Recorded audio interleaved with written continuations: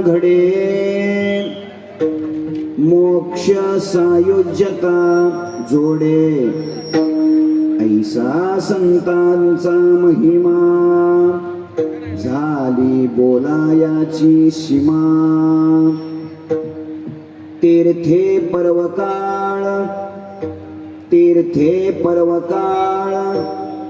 अवघी पाया पे सकळ ऐसा संतांचा महिमा झाली बोलायाची सीमा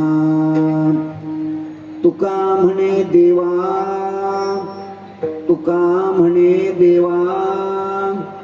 त्यांची केली पावे सेवा ऐसा संतांचा महिमा झाली बोलायाची सीमा पांडुरंगा करू प्रथमा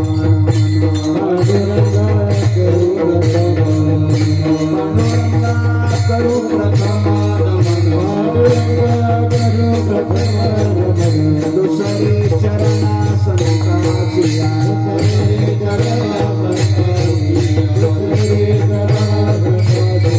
त्यांच्या कृपादाने घटेचा विस्तार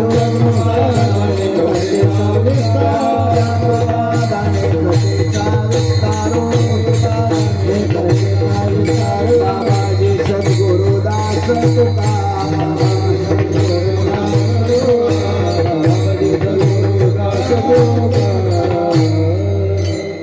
नमो सद्गुरु तुकया ज्ञान दीपा नमो सद्गुरु सच्चिदानंद रूपा नमो सद्गुरु भक्त कल्याण मूर्ते नमो सद्गुरु भास्करा पूर्ण कीर्ती सेवे लागी सेवक झालो तुमच्या लागलो निज चरणा अहो स्वामी तुकया देवा यावरी न करावा अवहेरू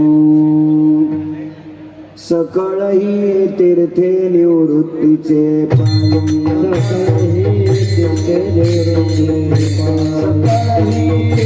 निवृत्तीचे पायी बुडी दे माझ्या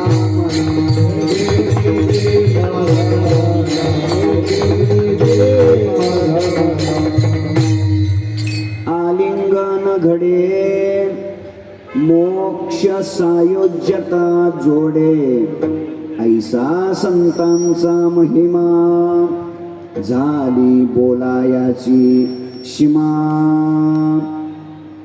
अनंत कृपा विभूषित विश्ववंद्य विश्वसंत संत श्रेष्ठ जगद्गुरु श्री तुकोबाराय यांच्या अभंग गाथेतील संतपर प्रकरणातील 4 चरणाचा अभंग सेवेकरिता घेतलेला आहे. या अभंगाच्या द्वारा संत श्रेष्ठ जगद्गुरु श्री तुकोबाराय संत महापुरुषांच्या जीवनातील अलौकिक शक्ती महिमा प्रगट करतात. विठ्ठल विठ्ठल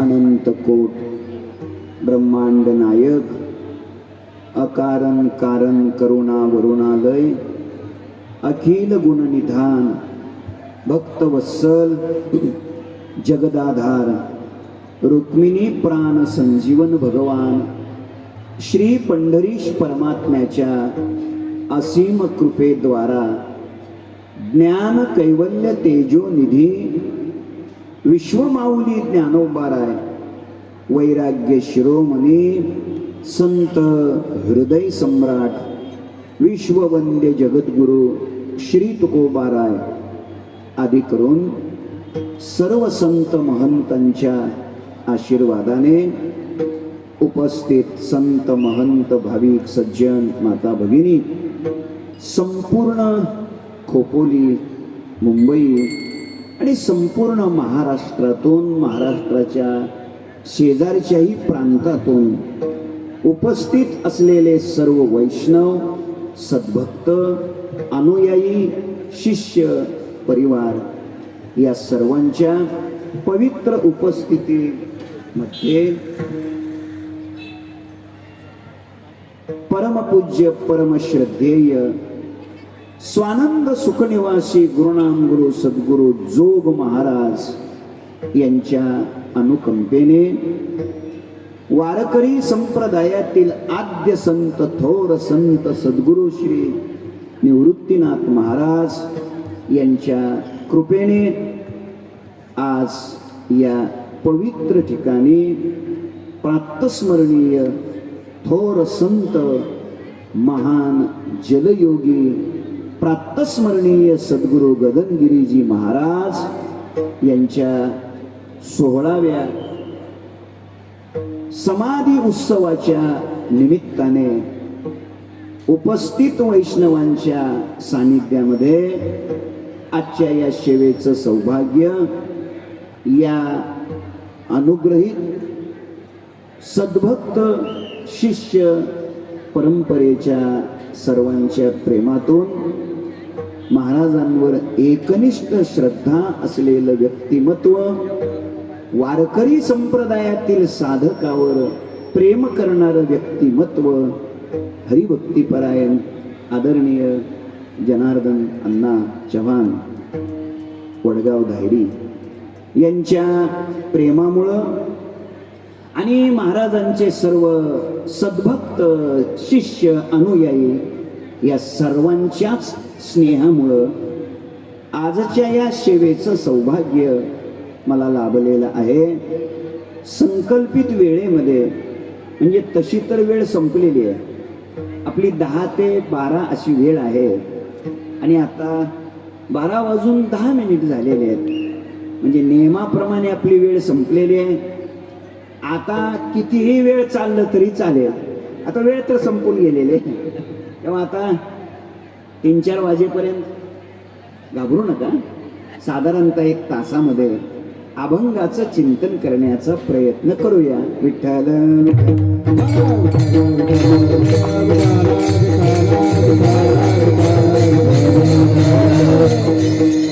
वारकरी संप्रदायातील, वारकरी शिक्षण संस्थेतील विश्वमाऊली ज्ञानोबारायांच्या चरण सानिध्यामध्ये राहून परमार्थाची अंतरंग साधना जगणारे माझे ज्येष्ठ श्रेष्ठ गुरुबंधू महाराज मंडळी या ठिकाणी टाळ घेऊन उभे आहेत.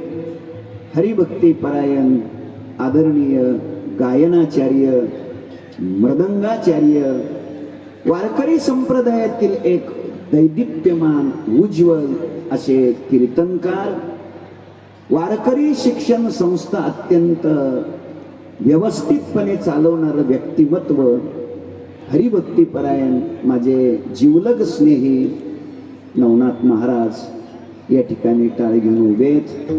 त्यांच्या चरणी, त्यांचे सर्व सहकारी विद्यार्थी यांच्या चरणी अत्यंत दर्जेदार गोड असे मृदंगाचार्य इथे उपस्थित आहेत.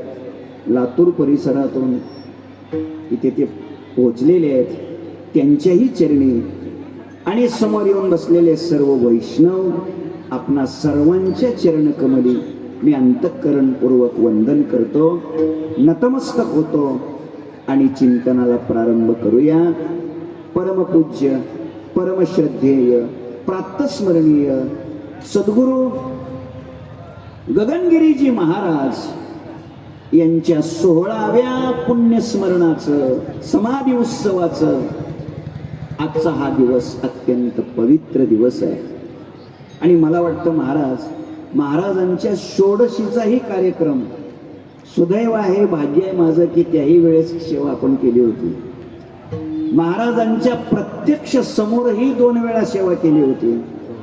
आणि मला वाटतं तेव्हापासून एखाद्या दुसरा अपवाद जर वगळला तर आपण ही सेवा करत आलेलोच आहोत. मी कधीही नकार दिलेला नाही आणि तुम्ही कधीही टाळलेलं नाही. अशी गेली 16 वर्षे आपण ही सेवा या ठिकाणी संपन्न करत आहोत. एका अर्थाने आपली सेवा या 16व्या वर्षापर्यंत पोहोचली म्हणजे आता आपल्या सेवेचा धोका संपलेला आहे. 16 वर्ष पूर्ण, 16वं वर्ष महत्वाचं असतं ना. आमच्या इकडं म्हण आहे 16वं वरीस धोक्याच म्हणते कोण. दादांना धोका नाही. 16व्याच वर्षात चांगली संगत मिळाली तर ते 16वं वरीस धोक्याचं नसतं, ते 16वं वरीस मोक्याचं सुद्धा असतं.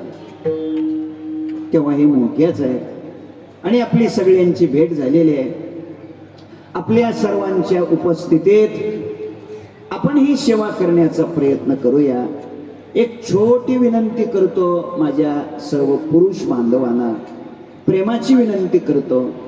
आपण जर आणखीन 1 तास नक्की बसणार असाल आणि आपल्याला मांडी घालून जर बसता येत असेल, ज्यांना मांडी व्यवस्थित घालता येते बाबा अशा लोकांना, आणि 1 तास बसणार असाल तर माझी एवढीच विनंती आहे, ते मागे मागे इकडे तिकडे जे बसलेत का, हे समोर बसलेत का लोक, हे मागचे लोक लवकर उठा आणि असं जवळ येऊन बसा.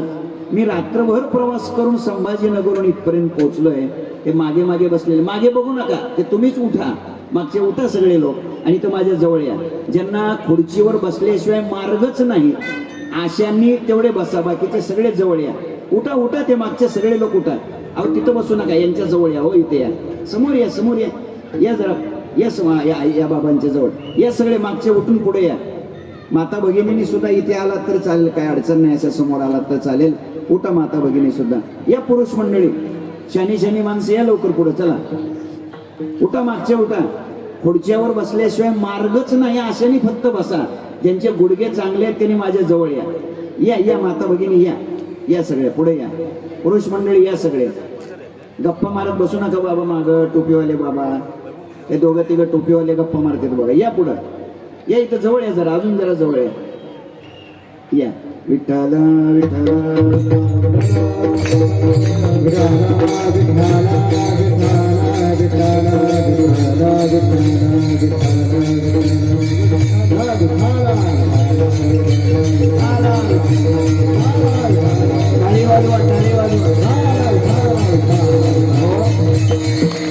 माझ्या विनंतीला मान देऊन तुम्ही पुढे आलात. मी तुमचं मनापासून अभिनंदन करतो. मी तुम्हाला धन्यवाद देतो. आणि मी तुम्हाला पुढं का बोलवलंय त्याचं उत्तर सांगतो. 2 उत्तर आहेत. पहिलं उत्तर आहे का, मी तुम्हाला पुढं का बोलवलं याचं कारण आहे की एवढीच एक जागा पुढे येऊन बसण्यासारखी आहे. मला वाटतं ही जागा सोडली तर पुढे जाऊन बसण्यासारखं काय. अजून एक उत्तर देतो मी तुम्हाला पुढं का बोलवलंय. खरं सांगा, तुमच्या आतापर्यंतच्या तुमच्या उभ्या आयुष्यात एवढ्या प्रेमानं लाऊडस्पीकरवर तुम्हाला कोणीतरी पुढं बोलवलं का सांगा. मी किती प्रेमानं पुढं बोलवलं. आणि म्हणून ऐका, दुसरं उत्तर देतो. मी तुम्हाला पुढं का बोलवलंय तर ऐका, विश्वाच्या पाठीवर, जगाच्या पाठीवर वारकरी संप्रदाय हाच संप्रदाय असा आहे, तो मागच्या लोकांना पुढे घेणारा संप्रदाय आहे. एरवी हे औदार्य इतरत्र तुम्हाला कुठेही पाहायला मिळणार नाही. मागच्या लोकाला पुढे घेणारा. अजून पुढे सांगेन, आपण ज्या सिद्धांतावर, आपण ज्या उंचीवर, आपण ज्या साधनेवर, आपण ज्या आनंदाच्या शिखरावर विराजमान आहोत, त्याच उंचीवर, त्याच साधनेवर आपल्या शिष्यालाही बसवणारा, एका वाक्यात आपल्या मांडीला मांडी लावून बसवणारा फक्त वारकरी संप्रदाय आहे. हे लक्षात ठेवा. प्रमाण द्यायचं ठरलं तर कृपा कटाक्षे आपुलिया पदी बैसविले, आपुलिया पदी बैसविले. आपल्या पदावर म्हणजे आपण ज्या अनुभवानं समृद्ध आहोत त्याच अनुभवावर, आपण ज्या साधनेनं युक्त आहोत त्याच साधनेवर, आपण ज्या सिद्धांतावर आरूढ आहोत त्याच सिद्धांतावर, आपण ज्या आनंदाचे सम्राट बनलो तोच आनंद आपल्या हे शिष्याला देणारा, हा संप्रदाय आहे. तुम्ही पुढे आलात, तुमचं अभिनंदन करतो. आणि पूज्य महाराजांच्या या पुण्यस्मरणाच्या समाधी उत्सवाच्या निमित्ताने शेवेला घेतलेला अभंग तुकोबारायांचा आहे. महाराज या अभंगातून संत महापुरुषांचा महिमा प्रगट करतात, माहिम्य सांगतात, त्यांचं श्रेष्ठत्व, त्यांचं विशेषत्व या अभंगातून विशद करतात. मी आल्यापासून साधारणतः 10:30 ते जवळपास 11:30 एक तासभर चव्हाण परिवाराच्या बरोबर संभाषण करत होतो आणि अत्यंत काही महत्वाचे महाराजांच्या जीवनातले प्रसंग, महिमामय प्रसंग, अलौकिक प्रसंग, अद्भुत प्रसंग, घटना त्यांनी त्यांच्या अनुभवाच्या व्यक्त केल्या, प्रगट केल्या. आणि म्हणून माझ्याही मनामध्ये आलं, अशा महिमामय साधूचा महिमा आपल्या चिंतनातून प्रगट व्हावा या दृष्टिकोनातून या अभंगाला समोर घेतलेला आहे. थोडा ऐका. साधूचा, संतांचा महिमा या विश्वामध्ये चिरकाल टिकतो. कारण काय? लक्ष द्या, त्याचं कारण आहे. पहिली गोष्ट, महिमा कशाला म्हणतात हे समजून घ्या.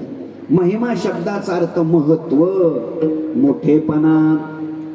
तेव्हाच महिमा सिद्ध होतो. तेव्हाच. कधी?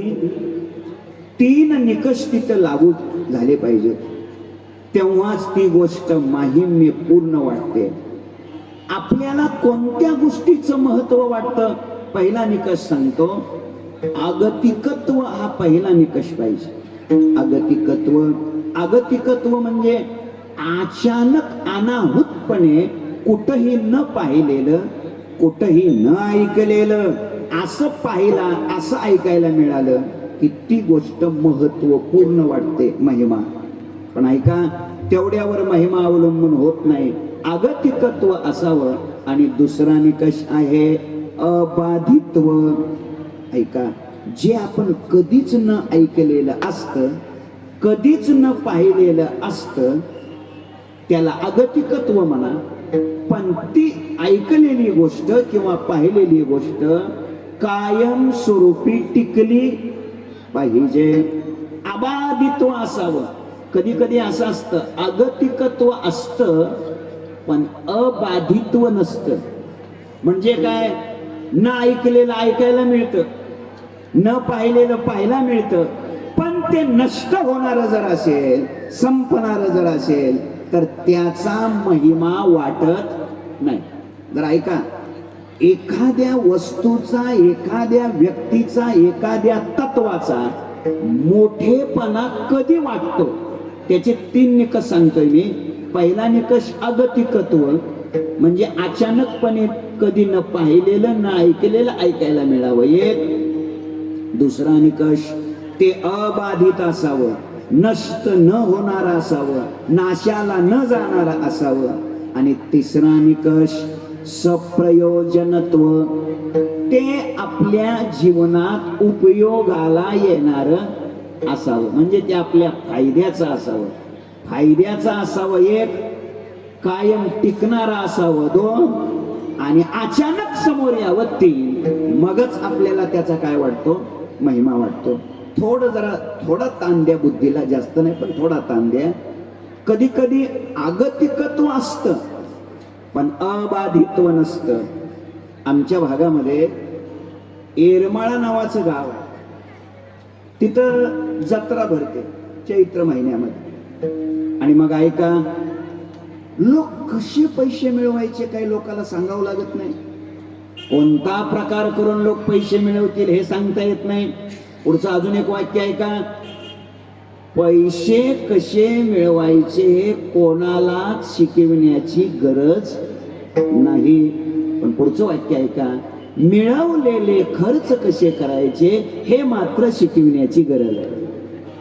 हे कीर्तन प्रवचन का?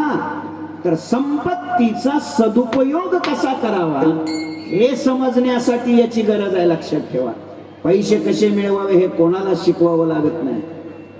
काय काय करतील माणसं सांगता येत नाही, काय करतील. आमच्या इकडे एका माणसानं काय केलं, ट्रकच भरून आणली, ट्रक. आणि छोट्या छोट्या छोट्या छोट्या पुड्या त्याच्यात होत्या, पुड्या अशी छोटी पुडी, अशा पुड्या होत्या, कागदात बांधलेल्या पुड्या. आणि काही नाही त्यानं सांगायचं, काय माशा मारण्याचं औषध. माशा ते श्रावण भाद्रपदात जास्त होतात ना, माशा मारण्याचं औषध 2 रुपयाला पुडी, 2 रुपयाला पुडी. 10-15 वर्षापूर्वीची गोष्ट आहे. 2 रुपयाला पुडी, माशा मारण्याचं औषध.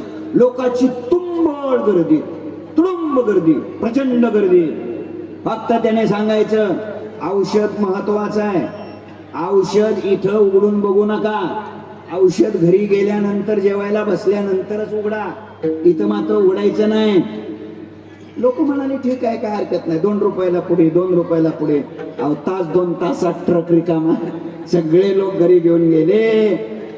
आणि मग घरी गेल्यावर काय, आता त्या माश्या भरपूर होत्या, त्या कसं अरे म्हणले औषध आणलंय आपण.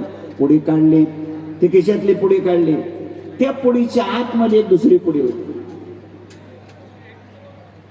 ती पुडी उघडली, त्या पुडीच्या आत तिसरी पुडी होती. ती पुडी उघडली, त्याच्या आत चौथी पुडी होती. ती पुडी उघडली, शेवट आतमध्ये एक छोटा कागद निघाला आणि त्याच्यात काहीही औषध नव्हतं, काहीही औषध नव्हतं. फक्त त्या छोट्याशा चिठ्ठीवरती 2-4 अक्षर, एक वाक्य लिहिलेलं होतं, जेवण करत असताना उजव्या हाताने जेवावे, डाव्या हाताने माश्या माराव्या. लोक म्हणले काय रे, अक्कल विकत घेतली म्हणले. म्हणजे हे कीर्तनातलं फारसं महत्वाचं नाही बरं का, हे पाठ करण्यासारखं नाही, हे फार महत्वाचं नाही. माझा मुद्दा इतकाच आहे, पैसे कसे मिळवावे हे सांगण्याची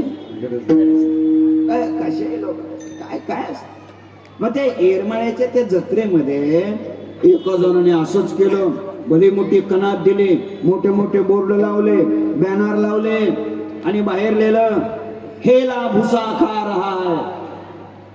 काय, हेला भुसा खा रहा है, 2 रुपये तिकीट, 2 रुपये तिकीट, हेला भुसा खा रहा है. लोकांना वाटायचं काय असेल बरं, काय असेल बरं, हेला भुसा खा रहा है, हेला. 2 रुपयाचं तिकीट मिळवायला 4-4 तास लोकांना रांगेत उभं राहावं लागायचं. तिकीट घ्यायचं, लोकांनी आतमध्ये प्रवेश करायचा. आतमध्ये प्रवेश केल्यानंतर पुढे बोर्ड लावलेला होता, उजवीकडे वळा, उजवीकडे वळायचं. पुढे बोर्ड लिहिलेला होता, डावीकडे वळा, डावीकडे वळायचं. पुढे बोर्ड लिहिलेला होता, पश्चिमेकडे निघा, मग पश्चिमेकडे निघायचं. पुढे बोर्ड होता, दक्षिणेकडे चला, मग दक्षिणेकडे जायचं. आणि काही नाही, पुढे एक हेला म्हणजे हाल्या रेडा बांधलेला होता, त्याच्या पुढे भुसा ठेवलेला होता, कळणा पेंट काय भुसा. आणि काय नाही, तो भुसा खात होता. काय होता, लोक असे वैतागून जायचे. लोकांना 2 रुपये गेले याचं वाईट वाटत नव्हतं, ते 2 रुपयाचं तिकीट मिळवायला 5 तास लाईनीत उभा होतं याचं वाईट वाटायचं. आणि त्यानं गंमत काय केली होती, आत प्रवेश करायचं द्वार पश्चिमेकडं आणि बाहेर पडणाऱ्याचं दार पूर्वेकडं. बाहेर पडणाऱ्या माणसाची, आत येणाऱ्या माणसाची गाठ पडली नाही पाहिजे याची काळजी घेतली होती. माझा मुद्दा संपलाय. हेला भुसा खा रहा है याचं महत्व वाटलं, पण आज जाऊन बघितलं तर हाल्या भुसा खातोय, महत्व संपलं. लक्षात ठेवा, ऐका. अगतिकत्व हा पहिला निकष आहे. दुसरा आहे अबाधित्व. अबाधित्व म्हणजे ते टिकणार पाहिजे तर महत्व वाटतं. मग दुसरं सांगेल, हिमालयाची उंची करोडो वर्ष टिकून राहते, अबाधित्व. पण तरी त्याचं महत्व वाटत नाही. त्याचं कारण आहे, आपल्या जीवनाशी त्याचा उपयोग काय, काही उपयोग नाही. म्हणून तिसरा निकष आहे सप्रयोजनत्व, म्हणजे त्याचा आपल्या जीवनाशी फायदा काय. ऐका, संत महापुरुषांचं जीवन का महत्वपूर्ण, त्यांचाच महिमा का. 16व्या पुण्यस्मरणाच्या वारीला सुद्धा लाखो लोकांची गर्दी का. त्याचं कारण आहे, त्यांच्या जीवनात हे 3ही निकष आहेत. पहिला निकष स्वामी गगनगिरीजी महाराज यांच्या जीवनात पहिला निकष अगतिकत्व, अगतिकत्व. दुसरा निकष अबाधित्व आणि तिसरा निकष सप्रयोजनत्व म्हणजे काय? कधी न पाहिलेलं ऐकलेलं यांच्याजवळ पाहायला ऐकायला मिळतं. एक दुसरी गोष्ट, यांचं जीवन अबाधित आहे, कधीही नाशाला जाणारं जीवन नाही. बावबळे विष्णुदास नाही नाश पावत, ते नष्ट होणारं जीवन नाही. यावत चंद्र दिवा करो चिरकाल टिकणार हे जीवन आहे. दोन आणि तिसरी गोष्ट, सप्रयोजनत्व. या महापुरुषांचा आपल्या जीवनाशी काय आहे? उपयोग आहे, फायदा आहे. अर्थात उपयोगासाठीच येथे उपकारासाठी, येथे उपकारासाठी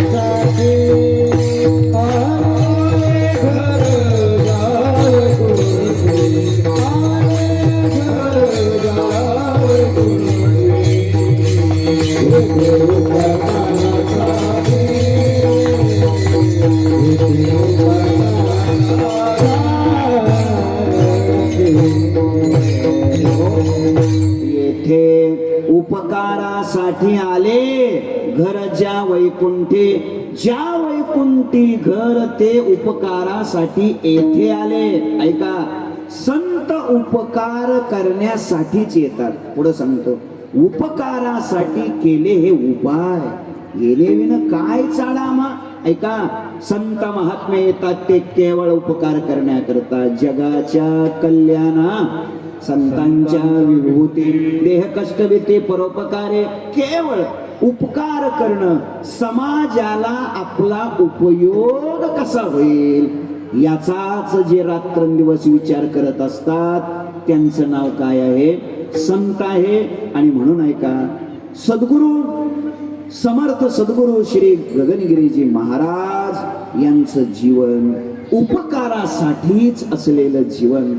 ऐका, प्रत्यक्ष देह असताना तर ते उपकार करतातच, पण आज त्यांच्या कृपेनं, त्यांच्या स्मृतीनं, त्यांच्या आशीर्वादाने अनेकांच्या जीवनाचं कल्याण होतं. हे सामर्थ्य या महापुरुषांच्या जीवनामध्ये आहे. आणि म्हणून यांचंच जीवन ऐका ऐका खऱ्या अर्थानं महिमामय आहे. अजून थोडं बोलतो. या महात्म्यांचं हे पुण्यस्मरण आहे. कोणाचं पुण्यस्मरण होतं? तुम्ही जागे. पुण्यस्मरण कोणाचं होतं? श्रीमंत माणसाचं पुण्यस्मरण होतं का गरीब माणसाचं पुण्यस्मरण होतं? ऐकताय कीर्तन तुम्ही? जागे नाहीत वाटतं. अहो, पुण्यस्मरण श्रीमंत माणसाचं होतं का गरीब माणसाचं? कोणाचं? श्रीमंत माणसाचं. जर श्रीमंत माणसाचंच पुण्यस्मरण होतं असं तुमचं म्हणणं असेल तर धीरूभाई अंबानीचं पुण्यस्मरण होतंय का? कधी पुण्यतिथी आहे माहिती नाही का तुम्हाला? ऐका, पुण्यस्मरण हे सत्ताधीश माणसाचं होतं का सत्ता नसलेल्याचं होतं? उत्तर आहे का? सत्ताधीशाचंही पुण्यस्मरण होत नाही. किती पंतप्रधानाची पुण्यतिथी होते बोला? होत नाही. एका वाक्यात घेतो, पुण्यस्मरण होण्याकरता ऐका, सत्ता पाहिजे असं नाही. सत्ता असेल तर पुण्यतिथी होते? निश्चित नाही. सामर्थ्य असलं म्हणजे पुण्यतिथी होते? नक्की नाही. ऐका, विद्वत्ता असली म्हणजे पुण्यस्मरण, श्रीमंती असली म्हणजे पुण्यस्मरण. सांगतो, पुण्यस्मरण तेव्हाच होतं पुण्यवान माणसाचंच काय होतं? पुण्यस्मरण. पुढे सांगतो अजून, ज्यांनी जन्मभर स्वतः पुण्य केलं आणि समाजाला सुद्धा ज्यांनी पुण्याचाच मार्ग दाखवला, अशाच महात्म्याचं काय होतं, पुण्यस्मरण. ज्यांनी आपल्या आयुष्यातला एकही क्षण वाया जाऊ दिला नाही, ज्यांच्या आयुष्यातला प्रत्येक क्षण आणि ज्यांच्या रक्ताचा प्रत्येक थेंब समाजाच्या उत्कर्षासाठीच खर्च झाला, त्यांचं नाव आहे सद्गुरु गगनगिरीजी महाराज. हे लक्षात ठेवा. सातत्यानं ऐका, समाजातल्या संकटातल्या अडचणीतल्या लोकांचं दुःख कसं दूर होईल यासाठीच जे प्रयत्नशील राहिले, आणि ज्याशी आपण गीता नाही त्याशी धरी जो हृदयी, तोचे साधू ओळखावा, देव तेथेची जाणावा, जे कारंजले गांजले त्याची म्हणे जो आपुले.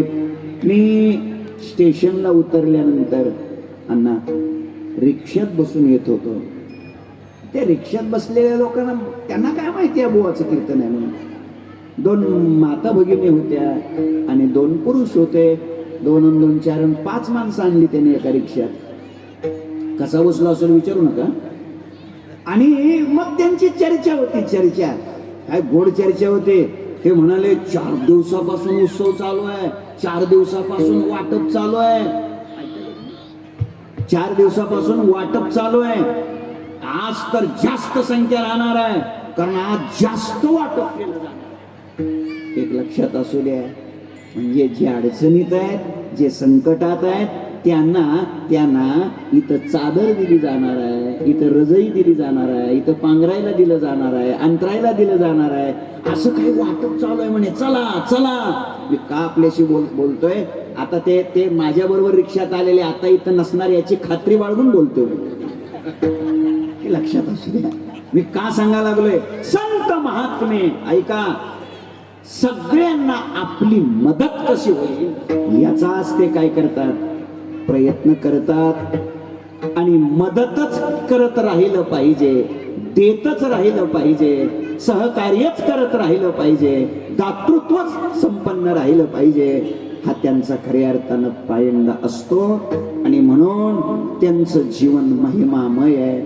काय महिमा संतांचा सांगतो. 4 प्रकारचा महिमा आहे संतांचा. पहिला महिमा हा आहे स्वरूप महिमा. पहिला महिमा कोणता आहे, स्वरूप महिमा. स्वरूप महिमा म्हणजे काय, संत हे दुसरे तिसरे कोण नसून देवच संत रूपाने आलेले असतात. देवते संत, देवते संत,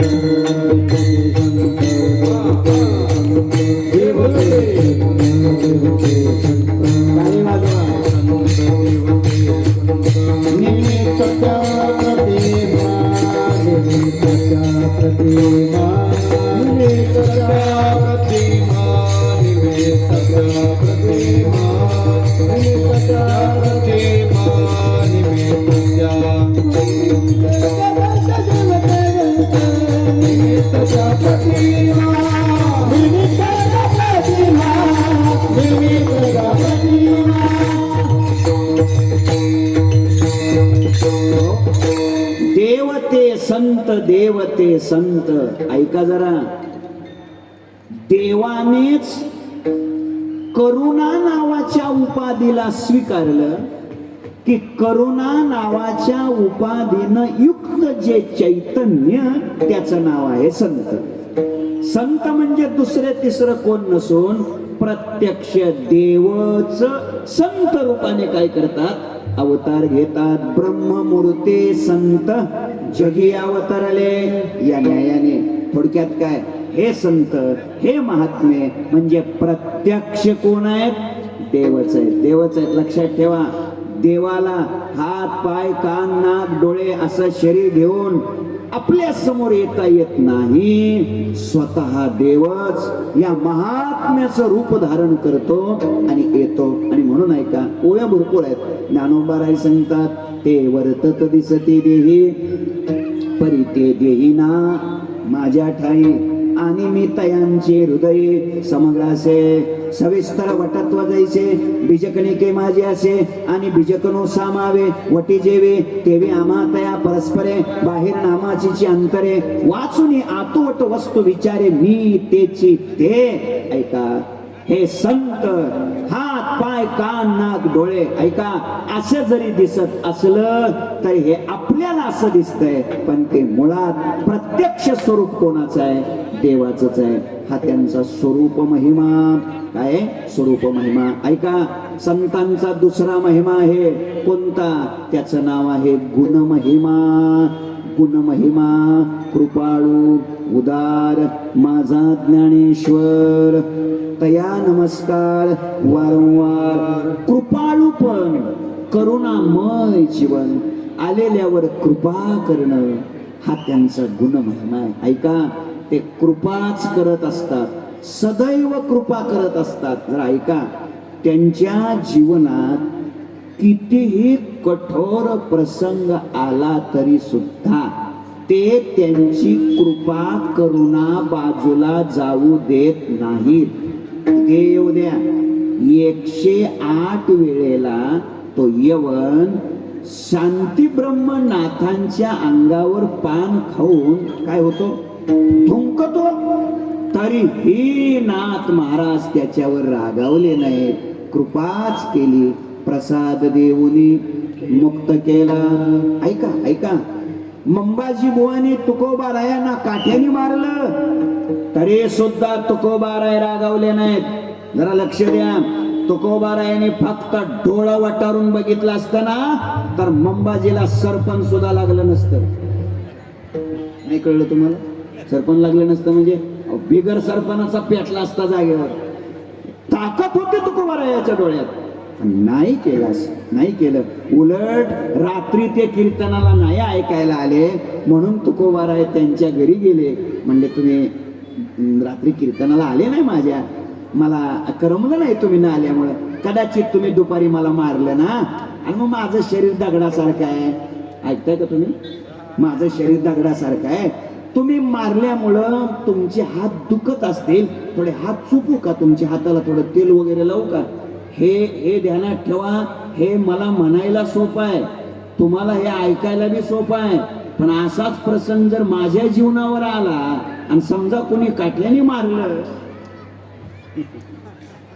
नीट नीट कीर्तन ऐका प्रसंग येणं वेगळं वाक्य नीट ऐका प्रसंग निर्माण होणं वेगळं प्रसंग येणं वेगळं आणि त्याचा परिणाम होणं वेगळं 2-3 वाक्य देतो संतांच्या जीवनात कामाचे प्रसंग आले क्रोधाचे प्रसंग आले लोभाचेही प्रसंग आले पण त्याचा परिणाम मात्र त्यांनी आपल्या जीवनावर होऊ दिला नाही एक स्त्री तुकोबारायाकडे येते पण तुकोबाराय तिला उत्तर देतात जाईव तू माते नकरी सायास आम्ही विष्णुदास तैसे न हो ऐका ऐका छत्रपती शिवाजी महाराजाकडे कल्याणच्या सुभेदाराची देखणी सून मावळे घेऊन येतात आणि छत्रपती शिवाजी महाराज तिची सालंकृत अलंकार देऊन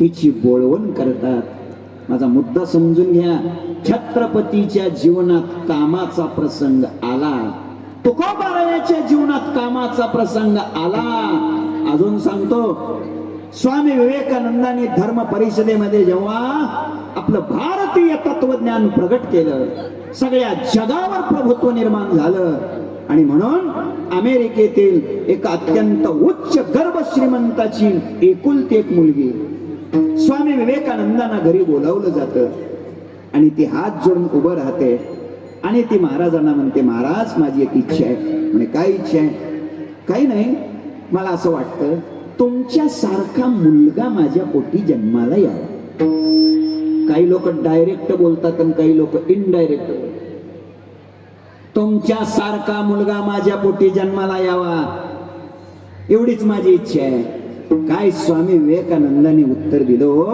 विवेकानंदांनी उत्तर दिलं ठीक आहे ठीक आहे तिला आनंद वाटला माझ्यासारखा मुलगा जन्माला यावा ना? हो म्हणे, तुमच्यासारखा मुलगा जन्माला यावा. म्हटले मग उशीर कशाला, मलाच मुलगा समजा. संपलं. काय जीवन असेल हो, काय जीवनाची उंची असेल सांगा, केवढी जीवनातली महत्ता असेल. मी का बोलायला लागलो? विवेकानंदाच्या जीवनात, तुकोबारायाच्या जीवनात, छत्रपतीच्या जीवनात प्रसंग आला कामाचा, पण जीवनावर परिणाम होऊ दिला. पुष्कळ विचार आहेत. क्रोध घ्या, क्रोधाचा प्रसंग तुकोबारायावर आला, क्रोधाचा प्रसंग शांती ब्रह्मनाथावरती आला, पण वृत्तीवर परिणाम होऊ दिला नाही. लोभाचा प्रसंग आला, छत्रपती शिवाजी महाराजांनी नजराना पाठवला, पण तुकोबारायांनी परत केला. मी का बोलतो? जीवनात प्रसंग येणं वाईट नाही. माझं वाक्य नीट आहे का?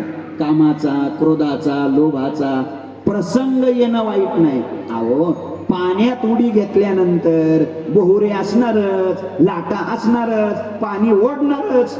ऐका, संसार हे पाणीच आहे. संसार रूपी सागरात उडी टाकल्यानंतर भोवरे येणारच आहेत. थोडक्यात काय, जीवनात कठोर कठोर प्रसंग येणारच आहेत. तुम्ही साधना करताना, नामस्मरण करताना, भक्ती करताना, चिंतन करताना कधीतरी क्रोधाचा प्रसंग येणार, कधी कधी लोभाचा प्रसंग येणार, कधी कधी कामाचा प्रसंग येणार. फक्त लक्षात ठेवा, त्या प्रसंगाचा जीवनावर परिणाम होऊ देऊ नका. मायबाप, ज्यांच्या जीवनावर तो परिणाम झाला नाही त्यांचं नाव आहे स्वामी गगनगिरीजी महाराज. हे लक्षात ठेवा. प्रसंग येत असतात. तुकोबारायाच्या जीवनावर प्रसंग आले, ज्ञानोबारायाच्या जीवनावर प्रसंग आले, नाही प्रसंग आले ज्ञानोबारायाच्या जीवनावर. अहो, भिक्षा मागून आणलेलं पीठ सुद्धा त्याची सुद्धा भाकरी करून खाऊ दिली नाही हो. विसोबा काकाने ते पीठ हिसकावून घेतलं, खाली फेकून दिलं, पुन्हा उचलून भरतील म्हणून पायातल्या बुटाने ते असं मातीत मिसळलं. तुम्ही ऐकताय का कीर्तन? लक्ष देताय ना? मग नीट कीर्तन ऐका. काय काय प्रसंग आला ज्ञानोबारायाच्या जीवनावर हो. ज्या ज्ञानोबारायाला भिक्षा मागून आणलेलं पीठ सुद्धा खाऊ दिलं नाही, ते अक्षरशः मातीत मिसळवलं, बुटाने तुडवलं. आज त्याच ज्ञानोबारायाच्या समाधीवर दया दुधाचे अभिषेक घालण्यासाठी 4-4 तास लाईन धरावी लागते. ऐका जरा, लक्ष द्या जरा. माझा मुद्दा इतकाच आहे, समजा त्याच प्रसंगात ज्ञानोबाराय जर रागावले असते, डोळा लाल करून बघितलं असतं, तर विसोबाचं तिथंच राख रांगोळी झाली असती. पण ज्ञानोबारायने नाही राग केला. मी कशासाठी हे तुमच्याशी बोलायला लागलोय? प्रसंग येणं वेगळं आणि त्याचा परिणाम होणं वेगळं. या संतांच्या, या महात्म्यांच्या, या साधूच्या जीवनात काय काय प्रसंग आले असतील सांगा, पण त्या सगळ्याच प्रसंगाला यांनी संयमाने तोंड दिलं. त्याही प्रसंगात यांनी आपली साधना, यांनी आपलं नामस्मरण, यांनी आपलं चिंतन थांबवलं नाही. का थांबवलं नाही? तर अशाही प्रसंगात त्याने आपली करुणा बाजूला जाऊ दिली नाही. मग करुणा करणं, दया करणं, प्रेम करणं हा साधूचा गुणमहिमा आहे. दुसरा गुणमहिमा, पहिला स्वरूप महिमा, दुसरा गुणमहिमा. साधूचा तिसरा महिमा आहे, त्याचं नाव आहे नाम महिमा. काय नाम महिमा? या महात्म्यांचं जर नामस्मरण केलं तर पुण्य होत. पुण्यवंत भावे, पुण्यवंत भावे, पुण्यवंत भावे,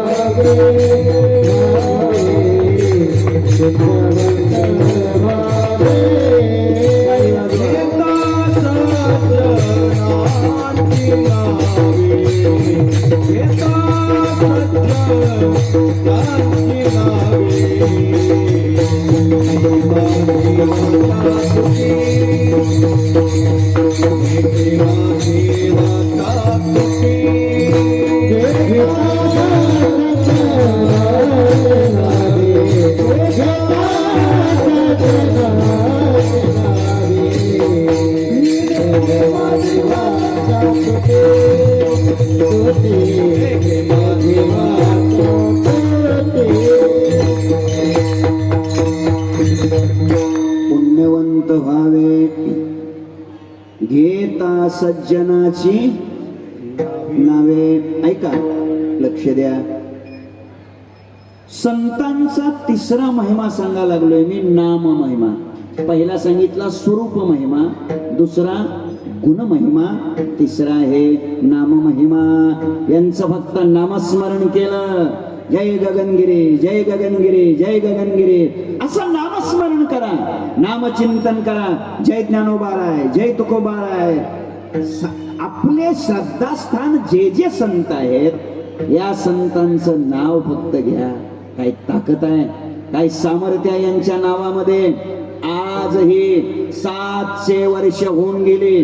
कोणताही संप्रदाय, कोणताही फड, कोणतंही संस्थान, कोणतीही दिंडी, कुठंही भजन असू द्या, दिंडीतलं भजन कुठंही असू द्या, दिंडीतलं भजन म्हणलं रे म्हणलं, ज्ञानोबा तुकाराम, ज्ञानोबा तुकाराम,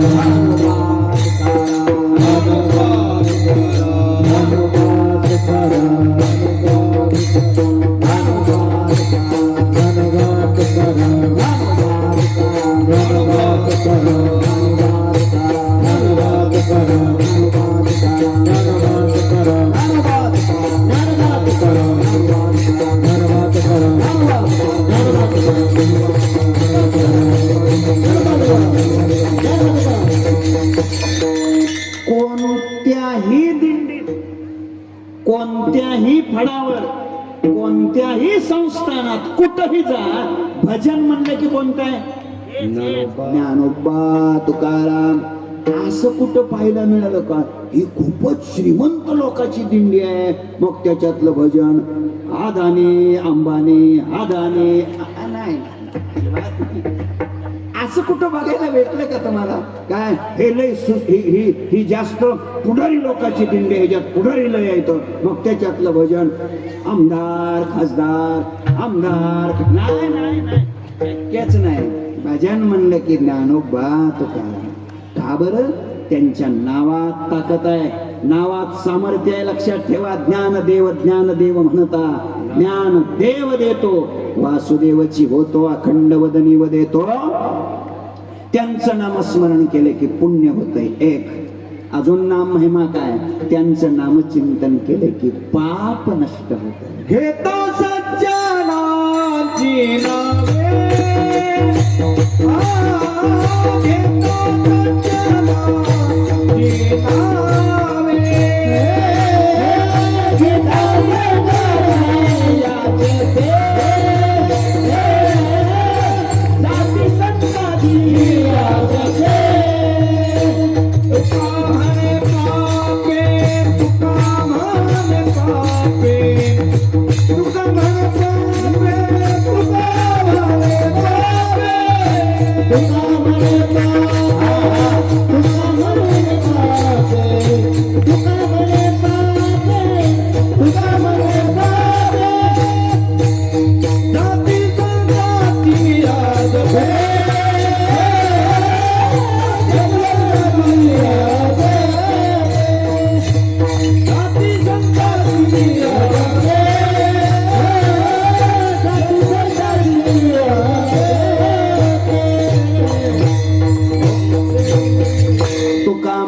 पापे जाती संताची या जपे.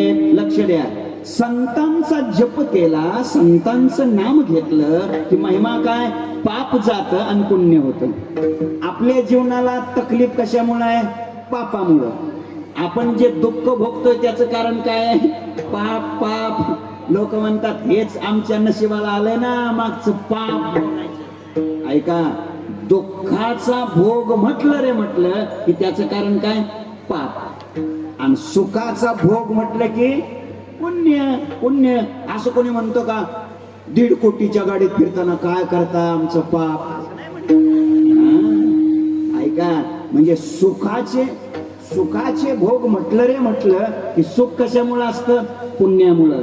आणि दुःख म्हटलं की दुःख कशामुळे असतं? पापामुळं.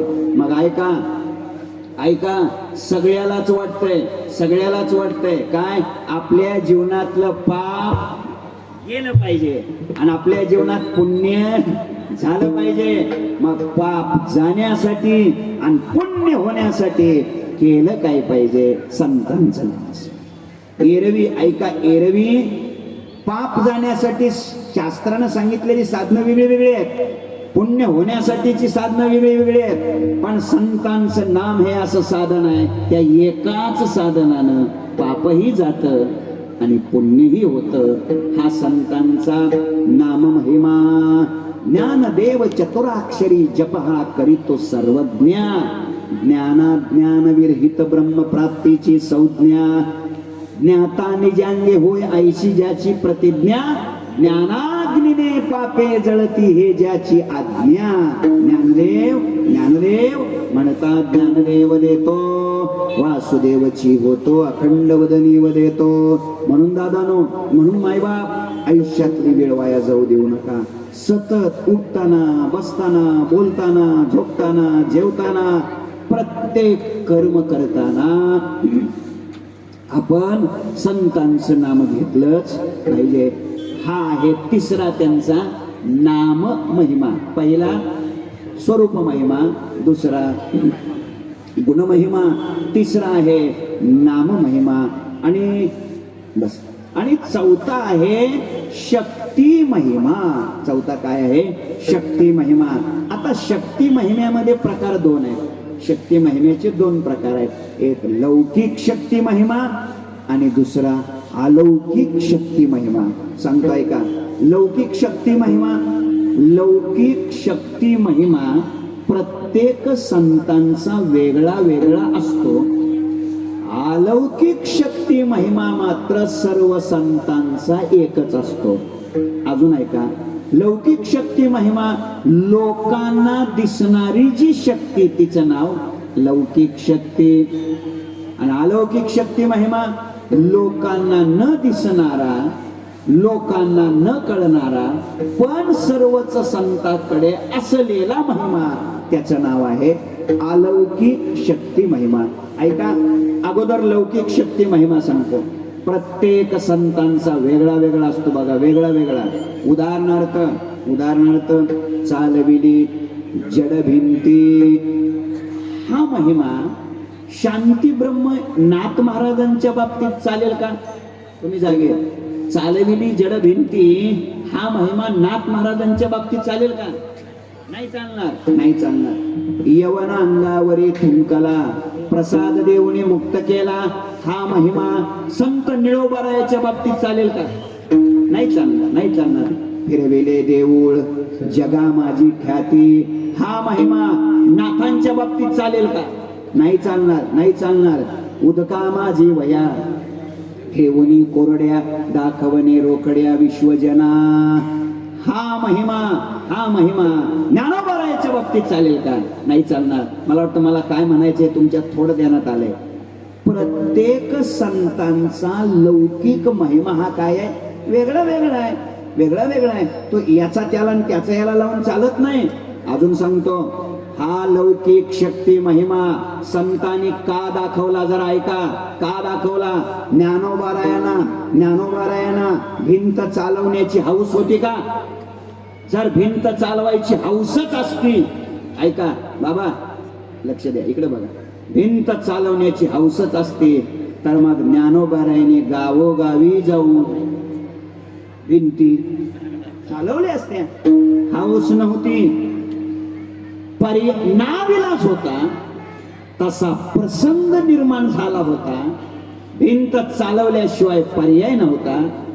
समोरचा माणूस विद्वत्तेचा अभिमान बाळगणारा होता आणि मग त्याच्या अभिमानाचा फुगा फोडण्यासाठी तिथं प्रसंग तसा निर्माण झाला.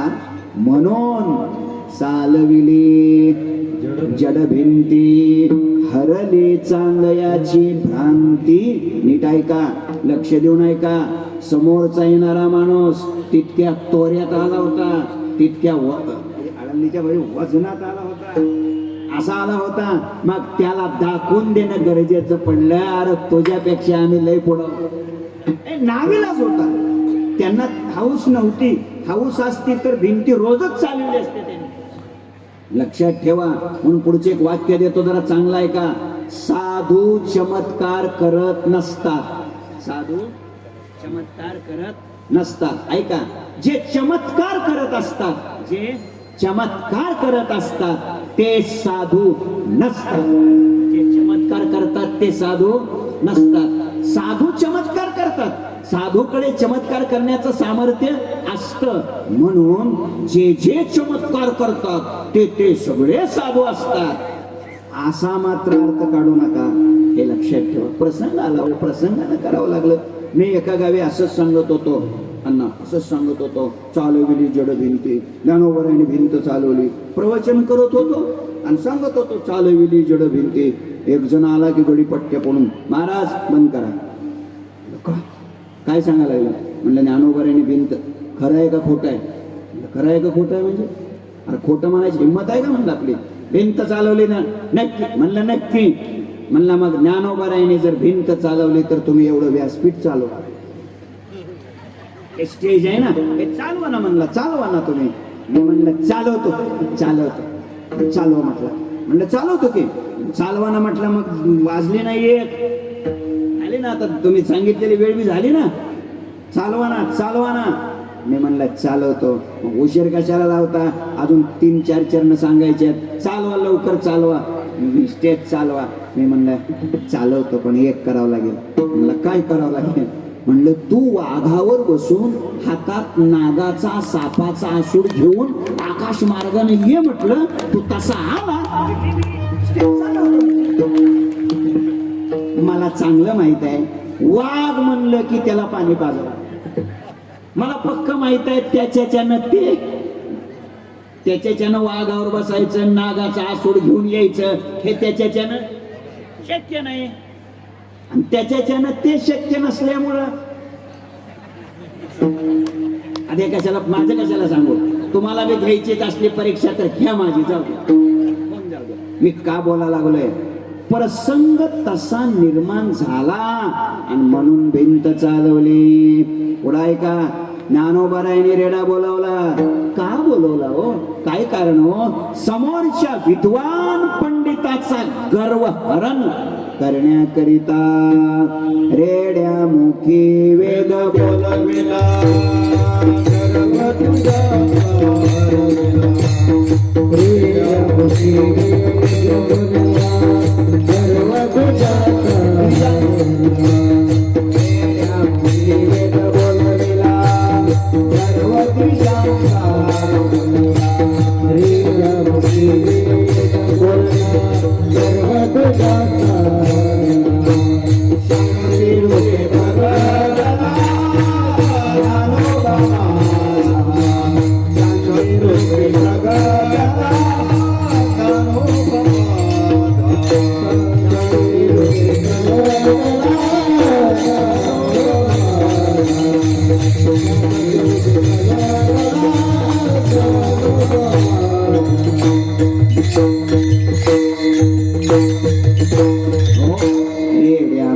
वेद बोलविला. गर्व द्विजांचा हरविला. ऐका ज्ञानोबरायाने काय केला. रेडा बोलवला. रेडा. लोकांनी तिथं सुद्धा डोकं लावलं. लोक म्हणले छे हे काय शक्य असतं का. काय काय लोक तर म्हणले त्यावेळेस रेडे आडनावाची माणसं असते. काय कमाल आहे. मला वाटतं ही शंका दुरुस्त करण्यासाठी निळोबारायांनी पुन्हा काय दिलं माहितीये का. महिषी पुत्रा मुखी बोलवणे. आता महिषीचा पुत्र कोण असतो. रेडाच की. लक्षात ठेवा. लोक काय डोकं लावतील सांगता येत नाही. मला आता त्याचा विस्तार नाही करायचा. वेळेची मर्यादा आहे माझ्या समोर. आणि म्हणून ज्ञानोबरायाने रेड्याला बोलवलं. बरोबर. आता मला सांगा एवढं केल्यानंतर तरी ज्ञानोबराय कळले का. बोला. पैठण मधून बाहेर पडताना ज्ञानोबरायाच्या बरोबर कोण कोण बाहेर पडलं. किती लोक बाहेर पडले सांगा. लक्ष माझ्याकडे द्या. ग्रहित धरा. आता ग्रहित धरा. मी आता इथं रेडा बोलवला असं जर ग्रहित धरा. होय म्हणाय काय हरकत आहे. समजा मी रेडा बोलवला तर अख्खा समाज काय होईल. म्हणजे मागे ना. ज्ञानोबरायाने रेडा बोलवला. पैठण मधून कोण कोण आलं व ज्ञानोबा बरोबर? कोणी नाही आलं, कोणी नाही आलं, फक्त तो रेडा आला बघा. पैठण मधून पुन्हा ज्ञानोबा बरोबर कोण आला? तो रेडा आला बघा. आणि मग जुन्नर तालुक्यात आळ्याला त्याची पुढे समाधी झाली. माझ्या मुद्द्याकडे लक्ष द्या जरा. म्हणजे ज्ञानोबाला कळले कुणाला? रेड्याला कळले, पण पंडिताला कळले नाही, विद्वानाला कळले नाही. ज्ञानोबाला कुणाला कळले? रेड्याला कळले. चला, हेतू इतकाच आहे बोलण्याचा. हा संतांचा लौकिक शक्ती महिमा आहे, प्रत्येकाचा वेगळा वेगळा, पण सर्वच संतांचा अलौकिक शक्ती महिमा मात्र एकच आहे.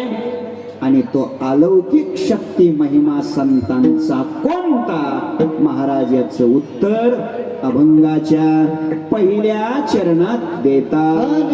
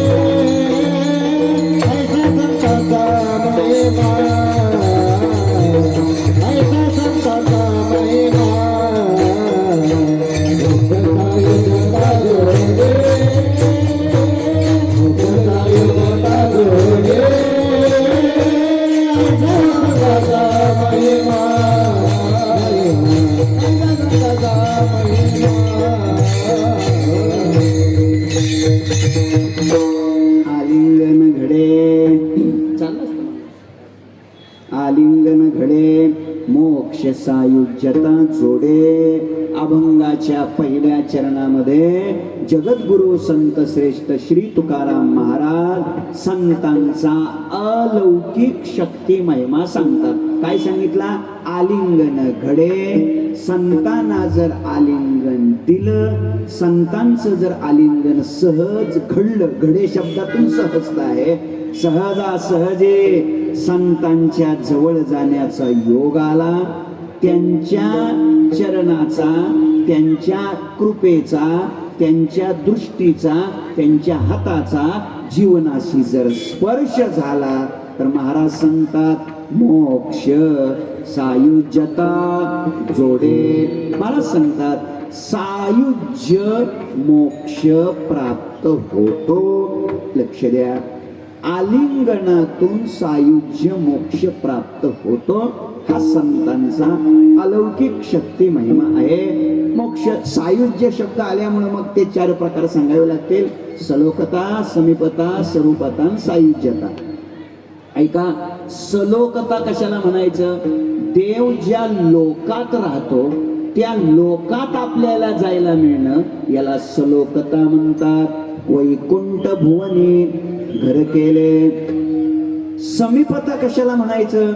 समीपता त्याला म्हणायचं देवाच्या जवळ जाऊन बसायला मिळणं. लक्ष्मी वल्लभ तया जवळी. तिसरा मोक्ष आहे स्वरूपता, देवासारखं रूप आपल्याला मिळणं. चतुर्भुज नर होऊन ठेले.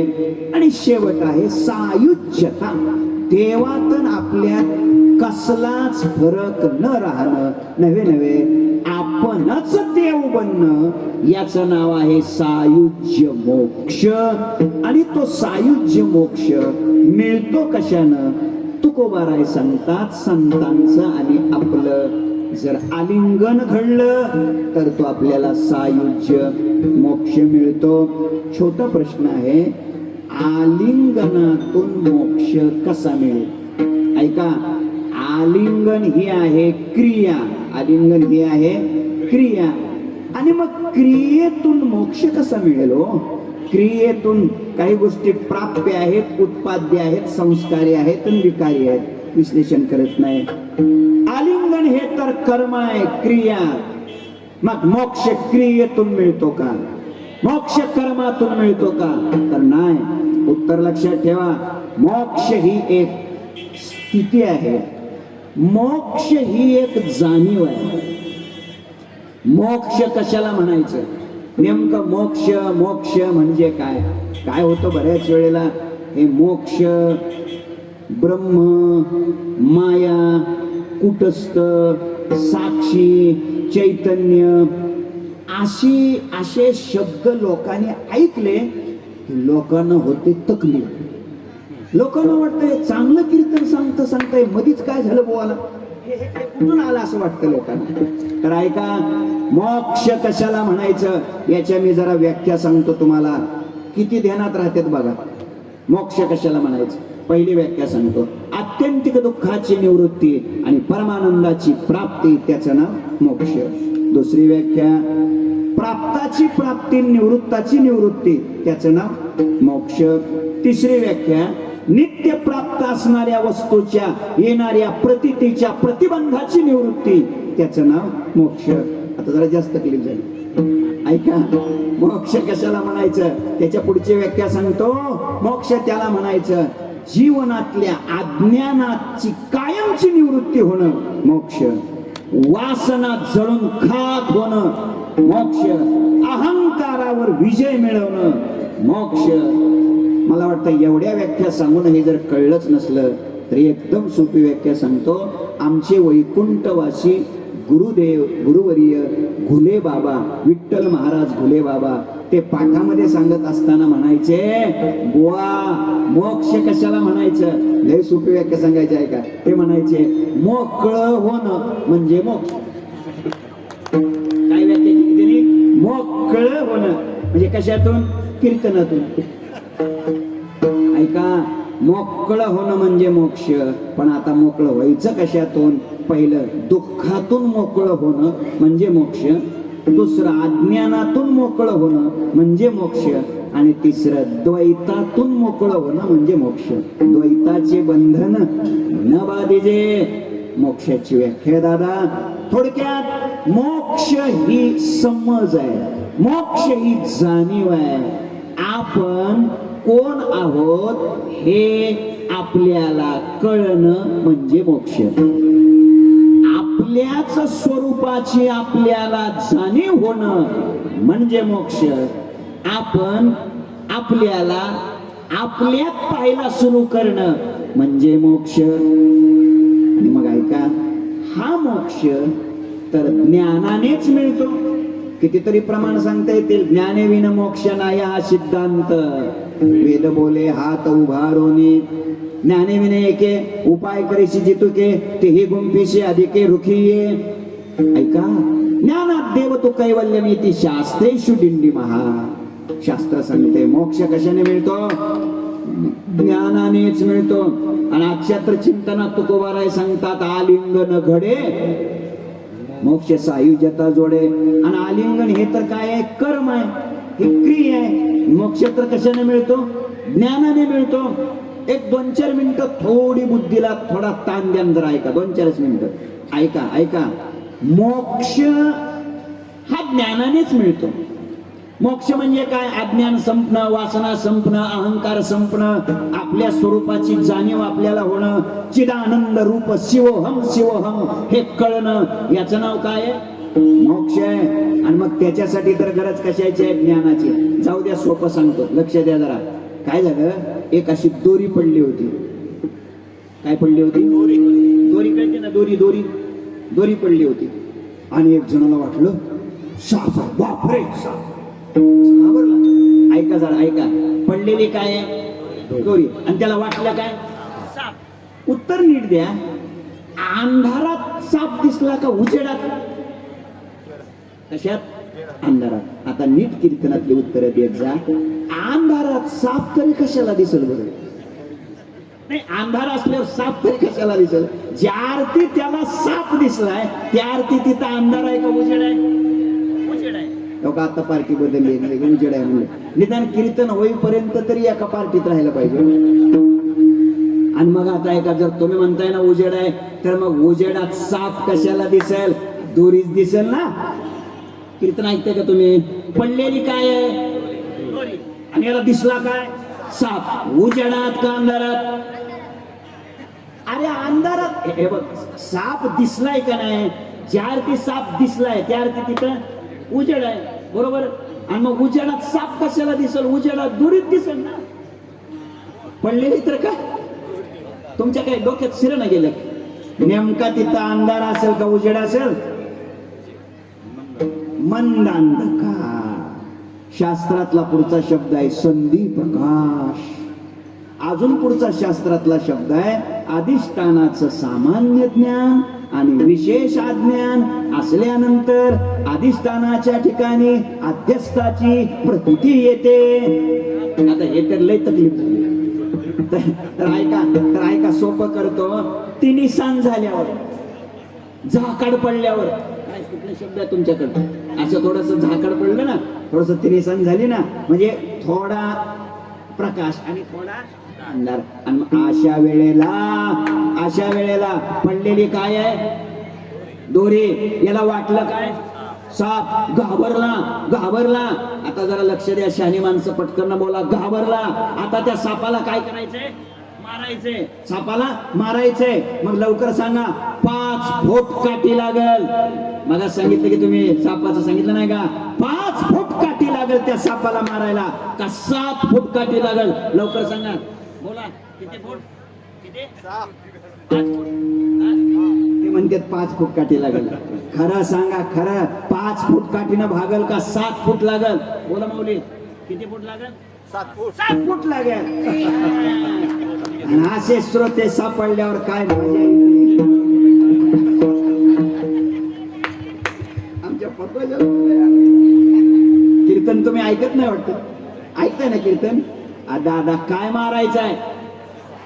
साप मारायचा आहे. साप होता बाई तिथं.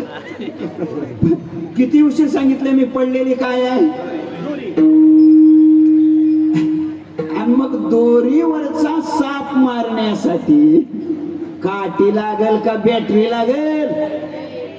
आता काय एसटी निघून गेल्यावर बोचको घेऊन पडण्यात मजा. काठी काय कामाची नाही.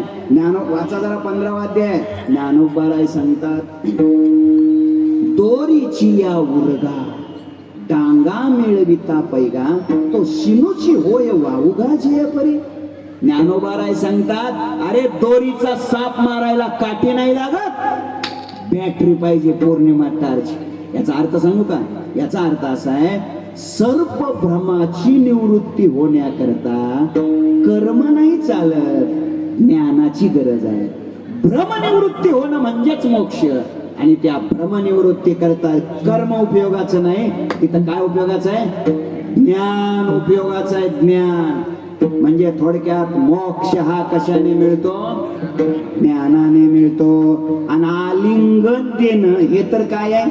कर्म. आणि मग कर्माने मोक्ष मिळेलच कसा, असा प्रश्न आहे. तुकोबाराय तर सांगतात, आलिंगन घडे आणि मोक्ष सायुज्यता जोडे. ज्ञानाची गरज आहे. जरा ऐका, जरा थोडं लक्ष देऊन ऐका, माझ्याकडे बघा. काय झालं? एक तरुणा पोरगा झोपला 22-25 वर्ष वयाचा पोरगा झोपला. झोपेमध्ये त्याला स्वप्न पडलं. बाबा स्वप्न पडलं, स्वप्न झोपेत. ऐका. आणि त्यानं ते बुलेट गाडी घेतली. त्यात ते नवीन निघालेली गाडी आहे ना, ते बुलेट गाडी काहीतरी 2.5 लाखाला 2.25 लाखाला येते म्हणतात काहीतरी. अशी ती बुलेट गाडी घेतली स्वप्नामध्ये. गाडी बुलेट गाडी घेतली. लागला ना हायवेनं, आणि नेमकं घाटातून खाली आला आणि खोपोली कट्टर न करायचा, ते वळण मारायचं. त्या वळणावर काय झाला, त्याचा तो स्पीड त्याला कमी करताच आला नाही बरं का. गाडी घसरली, धाड करत पडला. डांबरी रोडवर डोकं आदळलं गेलं, रक्तबंबाळ झाला. आता त्याला ताबडतोब पुण्याला हलवलं पाहिजे का मुंबईला नेलं पाहिजे? बोला ना. पुण्याला बरं, पुण्याला दवाखान्यात. पुण्याच्या दवाखान्यात न्यायचं का मुंबईच्या दवाखान्यात न्यायचं? बोला. पुण्याच्या दवाखान्यात. काय कीर्तन तुम्ही ऐकताय? अहो हे प्रकरण स्वप्नातलं आहे. काय कमाल. ऐका. त्याला जर वाचवायचं असेल तर काय करावं लागेल? काय नाही करायची, एक कान सोलीत द्यायची त्याच्या, आणि त्याला काय करायचा? जागा करायचा. नीट कीर्तन ऐका. स्वप्नीची या घाया ओखद चेवोची धनंजया, देवी अज्ञान मुळायया. ज्ञानाची खड्ग भाषा आहे, ज्ञानोबारायांची भाषा आहे. अज्ञान मुळायया, ज्ञानाची खड्ग. लक्ष द्या, माझ्याकडे लक्ष द्या, थोडं ऐका, लक्ष द्या. स्वप्नातल्या घायाची निवृत्ती होण्याकरता औषध कोणतं आहे? त्याला जाग करणं. विठ्ठल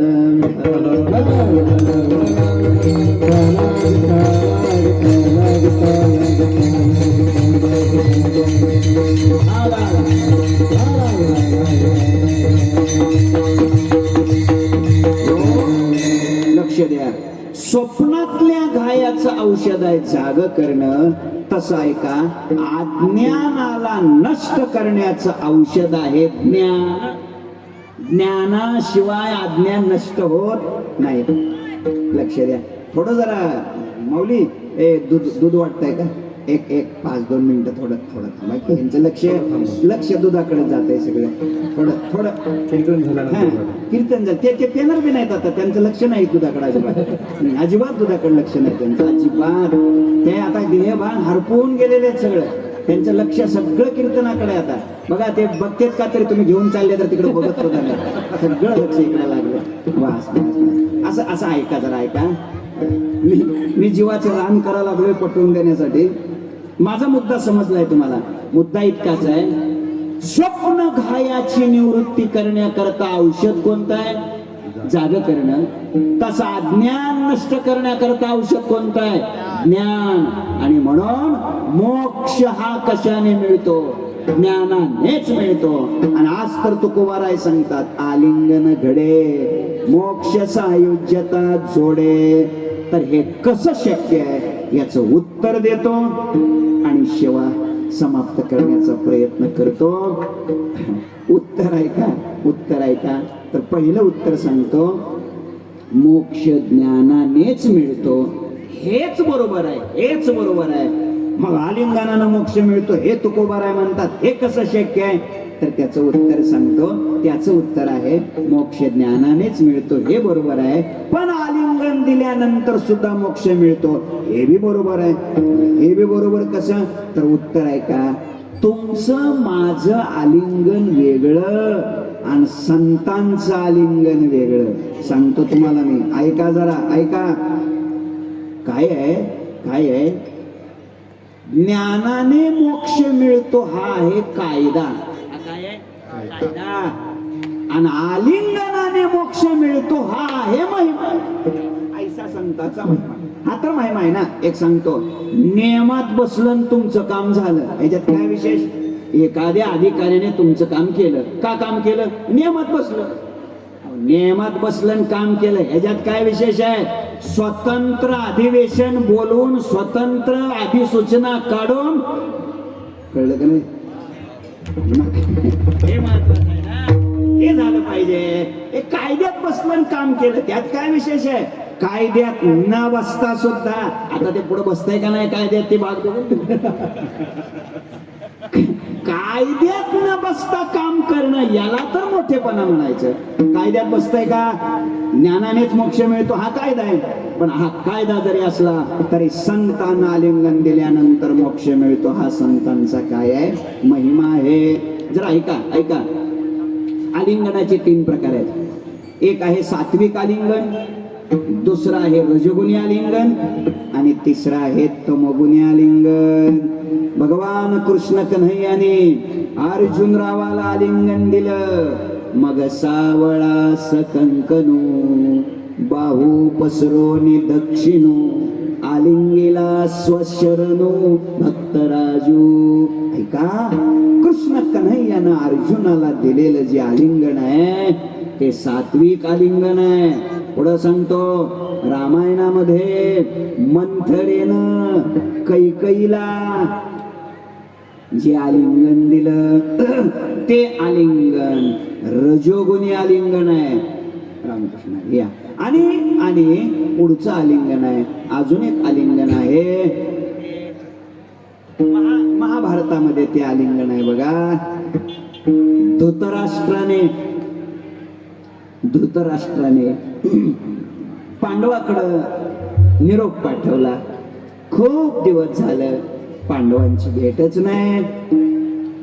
खूप आठवण होऊ लागले आणि सगळ्यात जास्त आठवण मला माझ्या भीमाची होऊ लागली. कोणाची?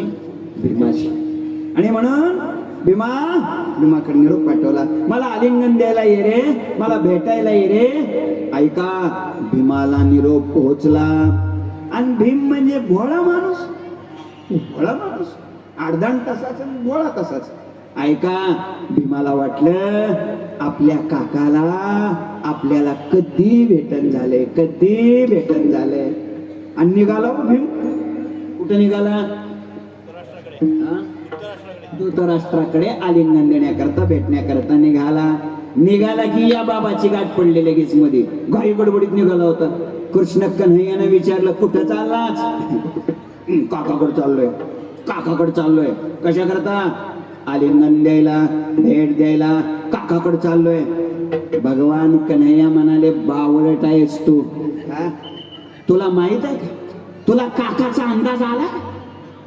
अजून बी काकाचा अंदाज आलेला नाही लोकांना.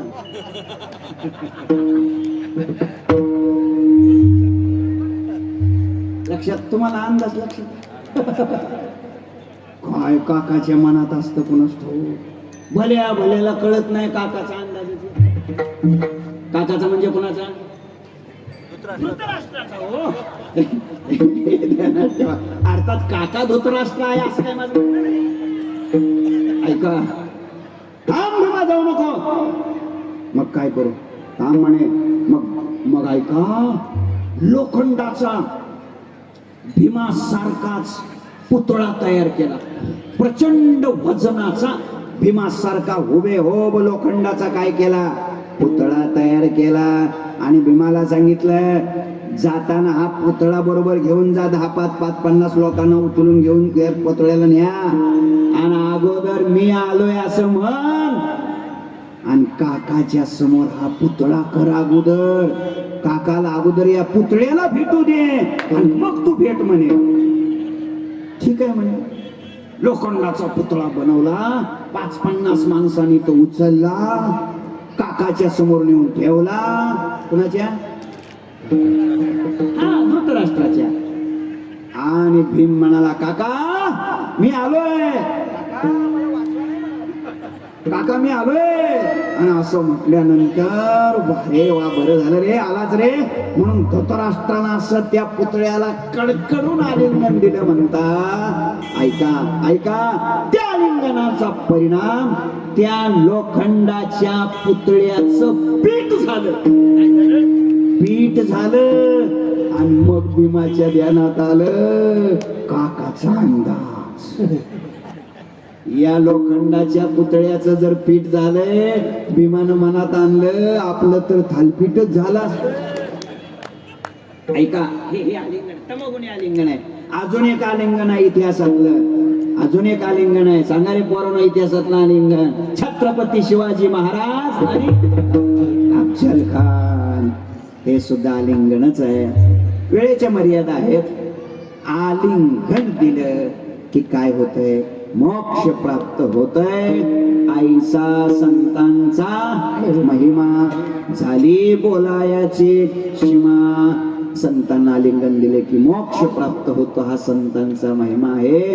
नवे ऐका, सगळी तीर्थ आणि सगळे पर्व काळ संतांच्या पायाजवळच आहेत. हे महाराज अभंगाच्या 3ऱ्या चरणात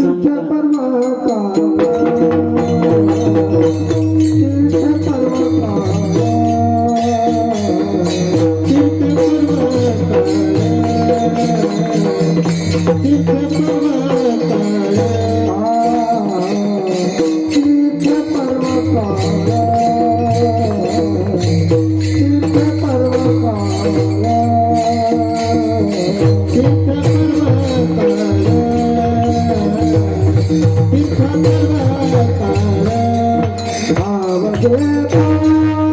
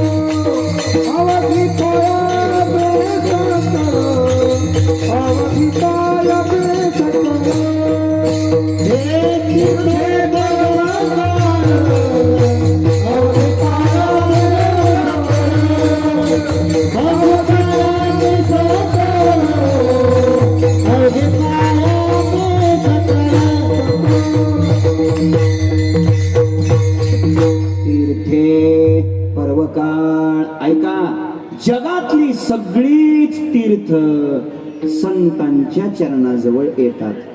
कशा करता येतात सांगतो. जगातली पापी माणसं तीर्थात स्नान करतात, आपलं पाप तिथं समर्पित करतात. त्यामुळं मलिन झालेली तीर्थ आपण पवित्र होण्याकरता संतांच्या चरणाजवळ येतात. तीर्थे तया ठाया तीर्थे तया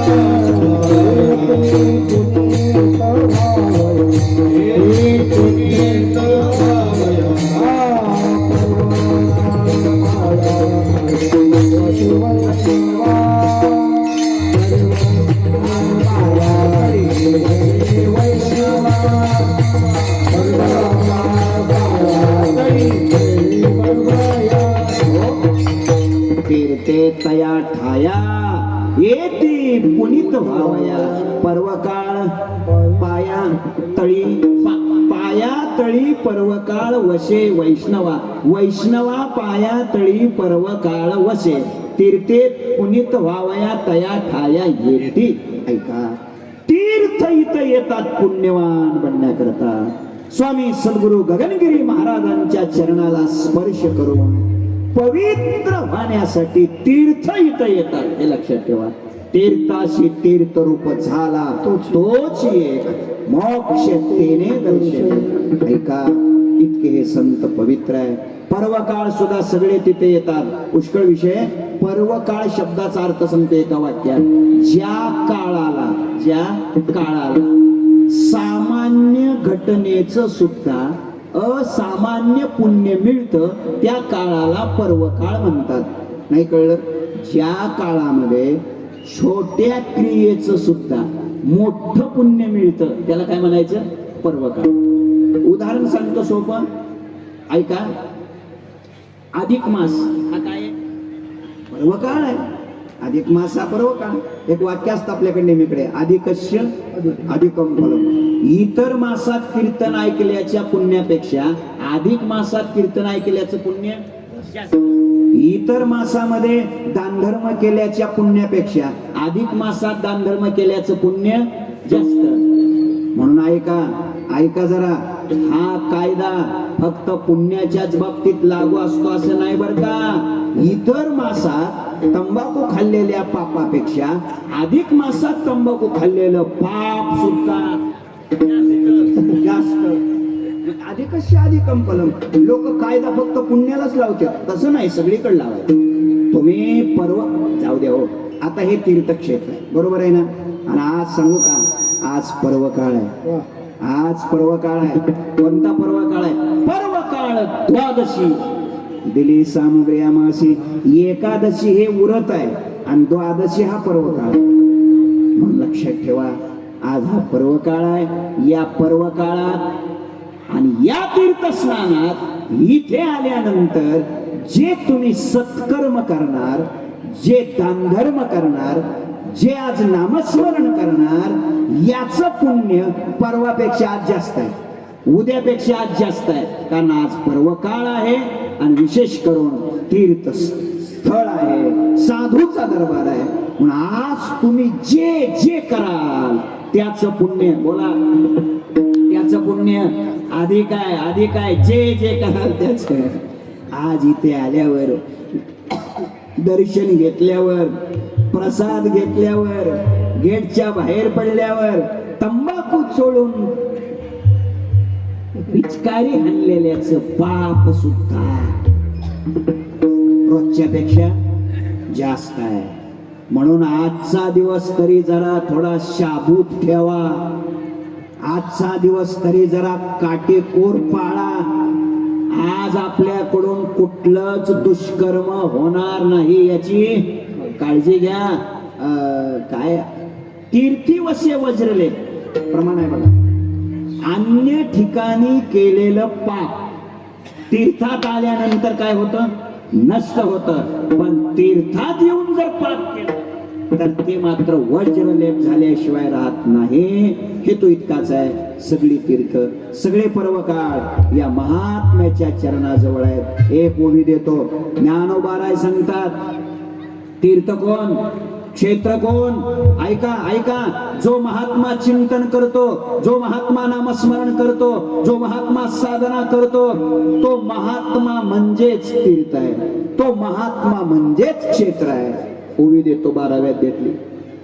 ज्ञानोबाराय सांगतात, ते तीर्थ ते क्षेत्र जगीतेची पवित्र भक्ती कथेची मैत्र जया पुरुषा. आणि म्हणून तीर्थे पर्वकाळ अवघी पाया पे सकळ. आणि अशा संत महापुरुषांची जर आपण सेवा केली तर ती सेवा देवाला जाऊन मिळते.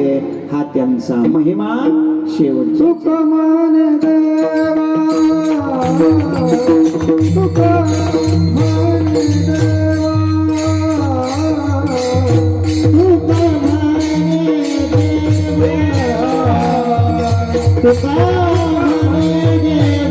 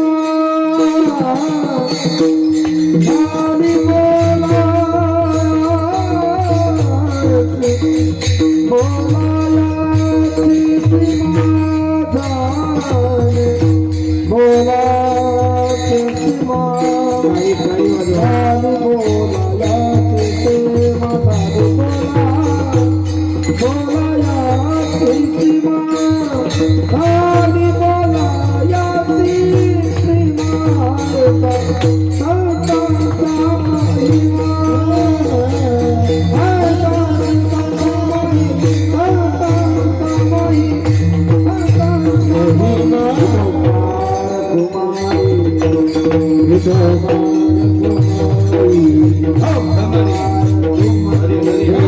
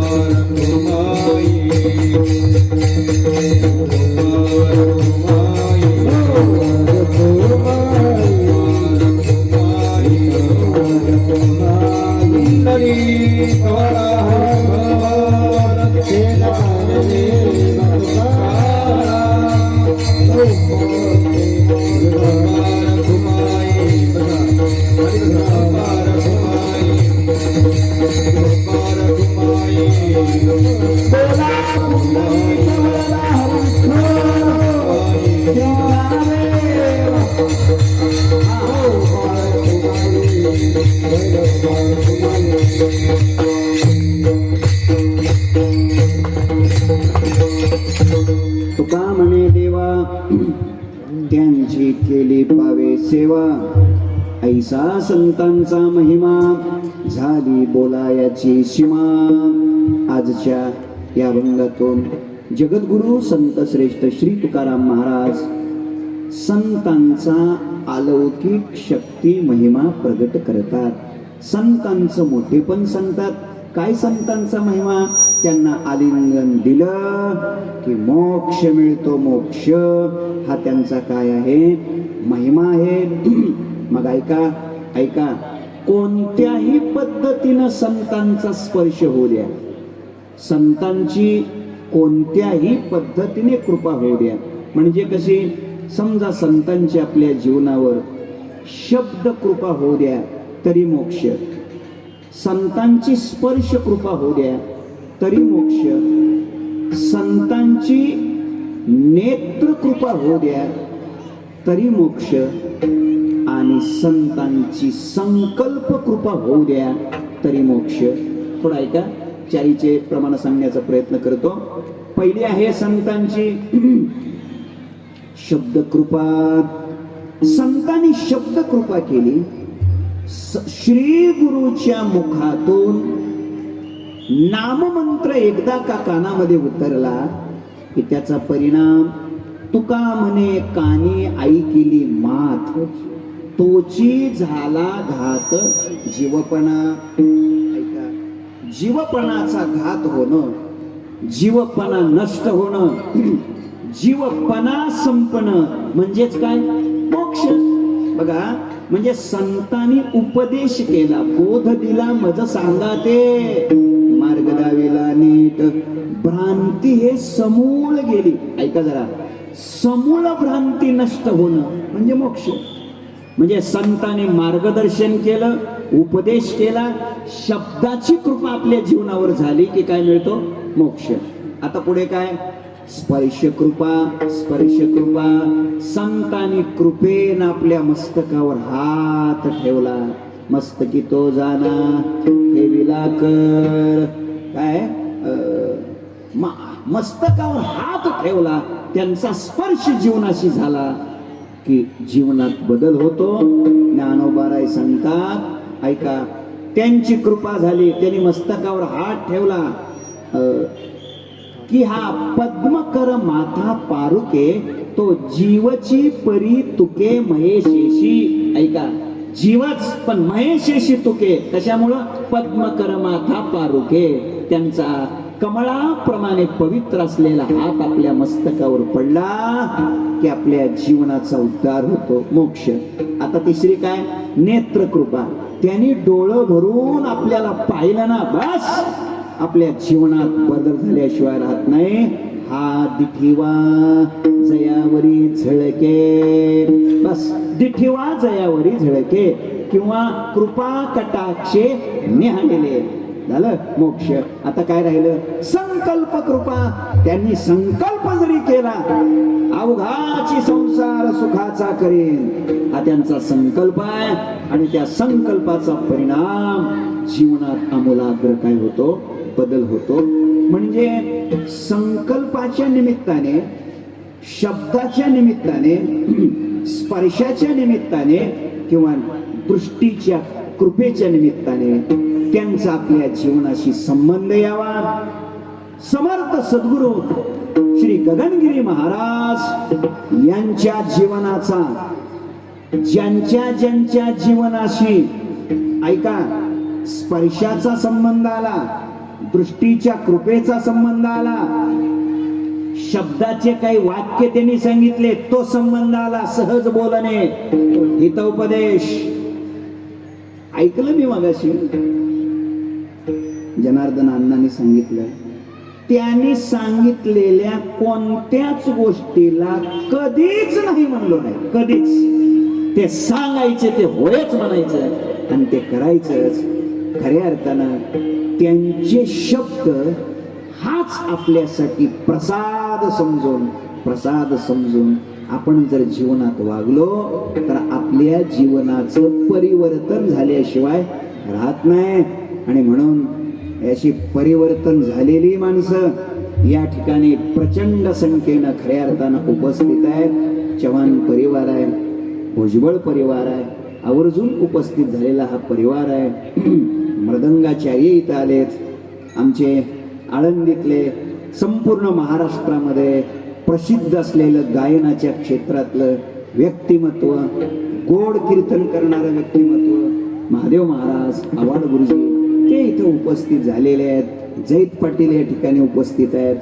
अर्थ इतकाच आहे, संत महात्म्याचा कोणत्याही पद्धतीने का होईना आपल्या जीवनाशी काय आला पाहिजे, संबंध आला पाहिजे, संपर्क आला पाहिजे. संत समागम एखादी परी व्हावे त्याचे द्वारी श्वान येते. आणि म्हणून असा संबंध जीवनात आला की जीवनामध्ये परिवर्तन होतं, जीवनात बदल होतो. त्याच हाच संतांचा काय आहे महिमा. झाली बोलायची सीमा. आणि म्हणून ऐका, असे जे संत आहेत, असे जे महात्मे आहेत, असे जे साधू आहेत, अशा साधूची आपण सेवा केली की ती सेवा